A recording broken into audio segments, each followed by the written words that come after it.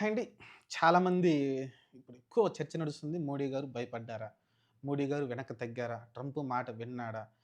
ఇలాంటి చాలా ప్రశ్నలకి నేను సమాధానం చెప్పే ప్రయత్నం అయితే చేస్తున్నా అండి. నాకు తెలిసిన అవగాహన ప్రకారం, నాకు తెలిసిన సమాచారం, నేను ఇంతకుముందు చూసిన మోడీ గారు, ఆయన చూసిన ఇంతకుముందు ఆయన ప్రవర్తించిన తీరు ఎన్నిటిని క్రోడీకరించి నేనైతే చెప్పుకొస్తున్నాను.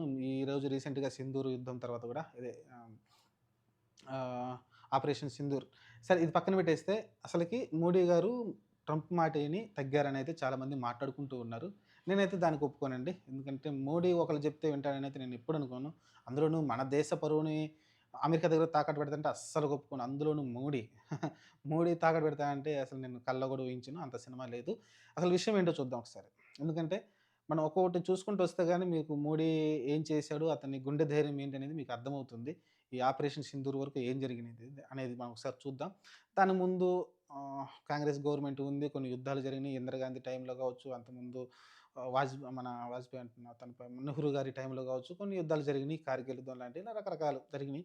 అయన్నీ పక్కన పెట్టేస్తే కార్గిల్ యుద్ధం మన ఆహ్, వాజ్పేయి టైంలో కూడా జరిగింది కదా! వాళ్ళందరూ పక్కన పెట్టేస్తే రీసెంట్‌గా జరిగిన కొన్ని పరిణామాలు చూద్దామండి. మనకు తెలిసిందే గాల్వాన్ మన బాలకోట్ కావచ్చు, దానికి ముందు ఊరికి సంబంధించి ఒక సినిమా కూడా వచ్చింది కదా! దాని ఏదైతే స్ట్రైకులు జరిగినాయో, ఆ స్ట్రైకుల్లో మనం చూసాం. ఎక్కడ తగ్గలేదు కదండీ! డైరెక్ట్‌గా పాకిస్తాన్‌లో ఉన్న వాళ్ళనెళ్లి మనం డైరెక్ట్‌గా కొట్టేసాం. ఒకసారేమో గాల్లోకెళ్ళి కొట్టేసొచ్చాం. అప్పుడు మన అభినవ్ కూడా దొరకడం చూసాం. అతన్ని ఇమ్మీడియేట్‌గా మళ్ళీ మనం కాపాడుకున్నాం గదా! ఆ తర్వాత మీరు చూసుకుంటే సర్జికల్ స్ట్రైక్ మనం డైరెక్ట్‌గా ఎళ్లి ఉగ్రవాద ల్యాండ్ ద్వారా కొంతమంది మన సైనికులు వెళ్లి ల్యాండ్ ద్వారా ఎళ్లి అక్కడికెళ్లి చంపేసి వచ్చాం గదా! 2 చేసాం. అదయిపోయింది. అది ఏంటి పాకిస్తాన్ దగ్గర అణ్వాయుధం ఉందని తెలిసే కదా మనం వెళ్లి అక్కడ అటాక్ చేసొచ్చాం. అది పక్కన పెట్టేద్దాం. చైనాతోటి మనకి ఖచ్చితంగా ఈళ్ళతో గొడవ అవుతుంది. ఇంక వార్ వస్తుందన్న సిట్యుయేషన్ కూడా క్రియేట్ అయింది గదా! మనం దాదాపు 2, 3 సంవత్సరాలు ఆ బోర్డర్‌లో కాసుకొని ఉన్నాం గదా! ఎక్కడ డోక్లాంలో మీకు ఉదంతం తెలుసు గదా! చైనా వాళ్ళ చైనా చైనా ఆర్మీ, అలానే ఇండియన్ ఆర్మీ ఇద్దరు ఆహ్, చేతులతోటి నెట్టుకోవటం ముందు కూడా మనం చూసాం గదా! డోక్లాం దగ్గర. అది టిబెట్ సంబంధించి టిబెట్ ఏరియాలో ఉంది గదా! అది. అక్కడుంది. అక్కడ చైనా వచ్చి ఆ భూమిని ఆక్రమిస్తూ ఉంటే మనకెప్పుడైనా థ్రెట్ ఉంటుంది చైనా వల్ల ఖచ్చితంగా వీళ్ళు ఇక్కడి దాకా రాకూడదు. ఏదైతే అంతకుముందు బోర్డర్ ఉందో ఆ బోర్డర్ దాకా ఎళ్ళేదాకా మనం అక్కడే ఉన్నాం గదా! ఖచ్చితంగా వాళ్ళు వెనక్కి వెళ్ళకపోతే మేము ఇక్కడే సైన్యాన్ని ఉంటామని దాదాపు 2, 3 సంవత్సరాలు అక్కడే సైన్యాన్ని మనం మోహరించాం గదా! మనం ఆక్రమించే ఏదైతే చైనా భూమిని ఆక్రమిస్తుందని మనం అక్కడే కూర్చున్నాం. ఒక సెంట్ కూడా మనం అయితే ఆక్రమించకుండా ఎనక్కి పంపించేసాం గదా చైనాని. చైనా మనకన్నా ఆర్థిక పరిస్థితిలో చాలా హైలో ఉంది గదా! అప్పుడు. ఇప్పుడు కూడా సెకండ్ ప్లేస్‌లో ఉంది. మనం అప్పుడు దాదాపు ఎనిమిదో ప్లేసో, తొమ్మిదో ప్లేస్‌లోనో ఉన్నామనుకుంటా. ఇప్పుడు చూస్తే ఫిఫ్త్‌కొచ్చామనుకోండి అది వేరే విషయం. కానీ ఆ రోజున మన పరిస్థితి ఏంటి? కానీ మోడీ తగ్గాడా? చైనా దగ్గర అణుబాంబులు ఉన్నాయని తెలుసు కదా! చైనా మనకన్నా ఎక్కువ శక్తి ఉన్న విషయం ఖచ్చితంగా ఎంతో కొంత కొంచెం అప్పర్ హ్యాండ్ ఉంది. ఎందుకంటే వాళ్ళ దగ్గర మనీ మన దగ్గర కన్నా ఎక్కువ ఉంది కాబట్టి, కొంచెం అప్పర్ హ్యాండ్ ఉంది. అయినా భయపడ్డాడా మోడీ? లేదు గదా! నిలబడ్డాడు గదా! డోక్లాం దగ్గర ఒక్క సెంట్ కూడా ఆక్రమించకుండా నుంచున్నాడు గదా! కానీ ఒకప్పుడు నెహ్రూ గారు యుద్ధం జరిగినప్పుడు చైనాతోటి ఎంత భూమి ఆక్రమించుకున్నారోళ్ళండి. చాలా ముందుకొచ్చేసారు గదా! కొన్ని వందల కిలోమీటర్లయితే ముందుకు రావడం చూసాం మనం అది చైనా. కానీ మోడీ గారు అలాంటి ఛాన్స్ ఇవ్వలేదు గదా! నిలబడ్డాడు గదా! చైనాతోటి గొడవ పడతాను, యుద్ధానికి దిగుతానని నిలబడ్డాడు. చైనా తోక ముడిచి ఎనక్కెళ్ళిపోయిందా? ఆ తర్వాత గాల్వన్ లోయ ఆక్రమించడానికొచ్చారు. అక్కడేమో ఎనక్కి తగ్గలేదుగా మనం. ఖచ్చితంగా చైనా సైనికులు ఎన్ని రోజులుంటే అన్ని రోజులు మన సైనికులు అక్కడే నుంచోబెట్టాడు. యుద్ధం అయితే యుద్ధం చేస్తామని జెప్పారు. మీరు వెనక్కి వెళ్ళాల్సిందని మళ్ళీ ఎనక్కి పంపించాం గదా! వాళ్ళందరూ మళ్ళీ వాళ్ళ వాళ్ళ బోర్డర్‌కెళ్ళిన తర్వాత గదా! గాల్వన్ లైన్ వదిలిపెట్టి ఎనక్కి ఎళ్ళిపోతేనే గదా! ఎళ్ళిపోయినాక మళ్ళీ మనం వెనక్కొచ్చేసాం. అక్కడే నిలబడ్డాడు గదా! అక్కడ గూడా ఏ భూమిని గూడా ఆక్రమించుకోనీయలేదు గదా మనమైతే. మరి ఎంత ధైర్యం ఉండాలి చెప్పండి? సరే పాకిస్తాన్ పిల్ల బచ్చాతోటి మనం ఏదో ఫైట్ చేస్తున్నాం అంటే అది పిల్ల బచ్చా ఆహ్, దానికి మనకసలు పోలికే లేదనుకుందాం. చైనాతోటైతే ఎంతో కొంత ఇద్దరు టగ్ ఆఫ్ వార్ ఉంది గదా! 2 గూడా చైనా ఖచ్చితంగా మనము చైనా 2 ఈక్వల్ అనుకుంటే ఖచ్చితంగా మనం ఎక్కడ తగ్గలేదు గదా!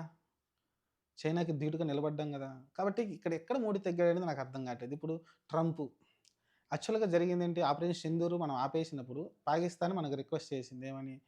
యుద్ధం ఆపేద్దామని. సీజ్ ఫైర్ కొనసాగిద్దాం అనుకున్నారు. కొనసాగించారు. అది ట్రంప్ ముందుగా అత్యుత్సాహంతోటి వాడు పిచ్చి ఎదవ. మన కేఏ పాల్ ఇప్పుడు ఎట్లా అవుతున్నాడు చూసాం గదా! కేఏ పాల్ ఇప్పుడు ప్రతి ప్రెస్ మీట్‌లో నేనే యుద్ధం ఆపాను అంటాడు. అప్పుడు కేఏ పాల్ యుద్ధం ఆపాడా?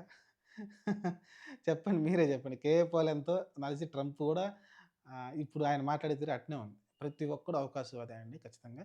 ఇక్కడ ట్రంపు తను చెప్పుకునే ప్రయత్నం ఏందంటే, నేనొక శాంతి దూతని లేకుంటే ఇప్పుడు కేఏ పాల్ ఇంతకుముందు అలానే చెప్పుకుంటాడు కదా! అలానే ఇప్పుడు ట్రంప్ అలానే చెప్పుకుంటున్నాడు అంతే. పెద్ద తేడా ఏం కనిపించట్లే. నేను ఇజ్రాయెల్, హమాస్ యుద్ధం ఆపేస్తున్నాను. అలానే ఇండియా, పాకిస్తాన్ యుద్ధం ఆపేసి అని చెప్పుకుంటే ఏందంటే పేరు రేపొద్దున పుస్తకాల్లో రాస్తారు కదా! ట్రంప్ ఇండియా, పాకిస్తాన్ యుద్ధం ఆపేసారని ఆ ఆతృతతోటి చెప్పాడు కానీ, వాడు చెప్తే మనం ఎందుకు ఆపుతాం చెప్పండి ట్రంప్ చెప్తే. కాబట్టి ఇదంతా ఏం లేదండి. అంబక్క తప్ప ఏం లేదు. మోడీ గారు ఒకటి చెప్తే ఆగేదేముండదు. కాపోతే మనం అనుకుందేంటి? మనం అనుకుందేంటి? ఫస్టు పహల్గామ్ అటాక్ జరిగిన తర్వాత మోడీ గారు చెప్పిందేంటి? ఆపరేషన్ సింధూరు స్టా అది ఆపరేషన్ సింధూర్ చేసిన తర్వాత ఆపరేషన్ సింధూర్ అని చెప్పారు. కానీ అక్కడ చెప్పిందేంటి ఖచ్చితంగా? ఆపరేషన్ సింధూర్ అనేది ఉగ్రవాదుల పైన దాడి. ఉగ్రవాదులు ఎక్కడ దాక్కున్నా వాళ్ళనైతే కొడతాము. మేము యుద్ధం చేసేది ఉగ్రవాదుల మీద, పాకిస్తాన్ ప్రజల మీద కాదు. పాకిస్తాన్ ఆర్మీ మీద కాదని క్లియర్‌గా చెప్పారు గదా! అందుకనే గదా మనం బ్రహ్మోస్ వాడామా? లేకుంటే ఆకాష్ వాడామా? వాడాం. వాడేసి 9 ప్లేస్‌లు కొట్టేసాం గదా! కొట్టామా లేదా? అది గూడా సామాన్య ప్రజలకి అటాక్ జరగకుండా. సామాన్య ప్రజలకి అటాక్ అంటే ఏమీ ప్రమాదం జరగకుండా పిన్ పాయింట్‌గా గుర్తుపెట్టుకొని ఆ ఇంటి వరకే లేపేసాం. 9 స్థావరాలను లేపేసాం. కాబట్టి ఇంత చేసాం అయిపోయింది. ఆ తర్వాత ఏం చేసింది పాకిస్తాన్ దాని తర్వాత వాళ్ళు యుద్ధం ప్రకటించినట్టు ప్రకటించి మన మీదకి కొన్ని మిసైల్స్ పంపించారు. అలానే డ్రోన్స్ పంపించారు. అయి మనం పిప్పర్‌మెంట్‌లో నలిపేసినట్టు నలిపేసాం మనమైతే. అసలు కనీసం మన బోర్డర్‌ని గూడా దాటివ్వకుండా కొన్నైతే దాటినియి. అయి పెద్ద ప్రమాదం ఏం జరగలేదు. మాక్సిమం రాకుండా అయితే బోర్డర్ అవతలనే మనమైతే వాటినైతే కొట్టి పారేసాం. అంటే కనీసం మన ఇండియాని గూడా టచ్ చేయలేకపోయిండ్రు గదా! వాళ్ళైతే. మనం ఏం చేసాం పాకిస్తాన్‌లో దూరి మరి కొట్టొచ్చాం గదా! ఆ తర్వాత మీరు చూసుకుంటే అటు పక్క కరాచీ, కరాచీ పోర్ట్‌నయితే తుక్కు తుక్కు చేశాం గదా! వాళ్ళేదైతే వాణిజ్యం ఏదైతే ఇతర దేశాలకి వాణిజ్యం ఎక్కువ జరుగుతుందో కరాచీ, కరాచీ పోర్ట్ అసలు స్తంభింపజేసాం మనమైతే. వాళ్ళే ఏడుస్తా కూర్చున్నారు ఇంకేం చేయలేమని. దానికి భయపడే గదా! వాళ్ళు ఇమ్మీడియేట్‌గా యుద్ధం ఆపేద్దాంరా బాబు అని కాలబేరానికొచ్చింది పాకిస్తాన్. కాలబేరానికొచ్చినాక మనం తంతే ఎలా ఉంటదింకా. కాబట్టి అక్కడ ఖచ్చితంగా మోడీ గారు చేసినట్లు తప్పేం కనిపించట్లేదు. అలానే ట్రంపు అత్యుత్సాహంతోటి చెప్పాడు తప్ప వాడు అవకాశవాదిగా వాడుకోవాలనుకుంటున్నాడు. ఎందుకంటే పాకిస్తాన్‌ని అవకాశవాదిగా వాడుకోవాలనుకుంటున్నాడు. ఎందుకంటే ఆసియాలో చైనా బాగా పెరుగుతుంది కదా! చైనాకి పాకిస్తాన్ ఆల్రెడీ సపోర్టే ఉంటుంది. కానీ సైలెంట్‌గా అయితే కనిపిస్తా ఉంటుంది. ఇద్దరు సైలెంట్‌గా కనిపిస్తా ఉంటారు. కానీ వాళ్ళు ప్రేమికులని మనకెప్పుడు తెలుసు. అంతెందుకండి పాకిస్తాన్ కనీసం సౌదీ అరేబియా ముస్లిం దేశమే కదా! ఏమన్నా సపోర్ట్ ఇచ్చిందా? టర్కీని పక్కన పెట్టండి.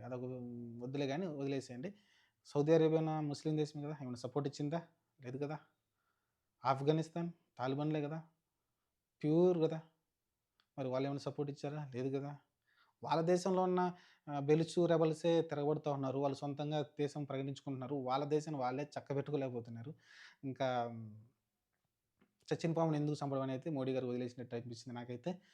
నేనైతే ఒక క్లారిటీ ఇచ్చాననుకుంటున్నాను. మోడీ ఎక్కడ భయపడలేదనేది ఆ విషయం పైనైతే ఖచ్చితంగా గుండె ధైర్యం, ఉన్న మగోడు ఎవడైనా ఉన్నాడంటే ఖచ్చితంగా అది మోడీయే. ఫ్యూచర్‌లో ఇంకా ఎంత పెద్ద నాయకుడు వస్తాడంటే చెప్పలేం. రావచ్చేమో. అంతకుముందు వాజ్పేయిని కూడా ఇలా అనుకున్నాం. ఇంత గుండె ధైర్యం ఎవడికుంటుందిరా అని అనుకున్నాం. దాని తర్వాత చూసుకుంటే మోడీ వచ్చాడు. రేపు మోడీ పోయిన తర్వాత మరి ఇంకా ఇంకా గుండె ధైర్యం గల నాయకులు మన దేశానికి పరిపాలిస్తారేమో చూడాలి. చూద్దాం మరి ప్రస్తుతానికైతే అయన్నీ అవాస్తవాలు. దాని గురించి మనం పెద్ద టెన్షన్ పడాల్సిన అవసరం లేదు. చెప్పాం గదా!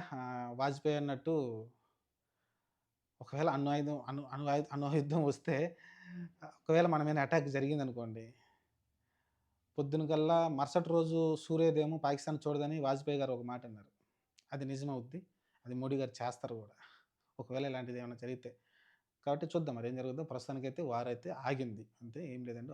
ఆగింది. ఎందుకంటే ఇప్పుడు మన డబ్బులు ఖర్చవుతాయి, వాళ్ళ డబ్బులు ఖర్చవుతాయి. వాడు అడుక్కు తింటున్నాడు ఆల్రెడీ. మనం ఎంతో కొంత ఉన్నాం. కొంచెం బెటర్ పొజిషన్‌లో ఉన్నాం కాబట్టి మనకి పోయేదేముండదు.